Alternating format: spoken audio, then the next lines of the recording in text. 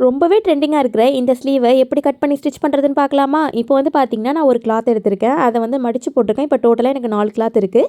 இப்போ வந்து பார்த்திங்கன்னா, ஹைட் மார்க் பண்ணுறேன். எனக்கு 10 இன்ச் தேவைப்படுது. நான் மார்க் பண்ணியிருக்கேன். பெரியவங்களா இருந்தால் 13, 14 இந்த மாதிரி மார்க் பண்ணிக்கோங்க. ஃபோல்டிங் சைட்லேருந்து ஒரு 2 இன்ச் மார்க் பண்ணிவிட்டு அதை வந்து டபுளாக ஆக்கி 5 இன்ச்சாக கீழே மார்க் பண்ணி நான் இப்போ ஒரு கோடு சைடாக போட்டு அதை வந்து கட் பண்ணி எடுத்துக்கிறேன். ஸோ சென்டர் பாயிண்ட்டையும் இதே மாதிரி அர்க்காத் போட்டு வச்சுக்கோங்க.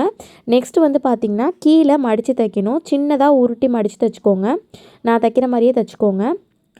தைச்சி முடித்ததுக்கு அப்புறமா பார்த்திங்கன்னா, நம்ம ப்ளீட்ஸ் வைக்கணும். கீழேருந்து பார்த்திங்கன்னா மேலே பார்த்த மாதிரி ப்ளீட்ஸ் வைங்க. ஸோ இதே மாதிரி வச்சுக்கிட்டே வாங்க. ஃபுல்லாக அந்த நீளம் வர வரைக்கும் வச்சுக்கிட்டே வாங்க. நெக்ஸ்ட்டு வந்து பார்த்திங்கன்னா, ஆப்போசிட் சைடில் நம்ம வந்து ப்ளீட்ஸ் வைக்கணும். ஸோ நெக்ஸ்ட் ஆப்போசிட் சைடில் நான் இதே மாதிரி ப்ளீட்ஸ் வச்சுக்கிறேன். சேம் அதே ப்ளீட்ஸ் மாதிரியே வச்சுட்டே வாங்க.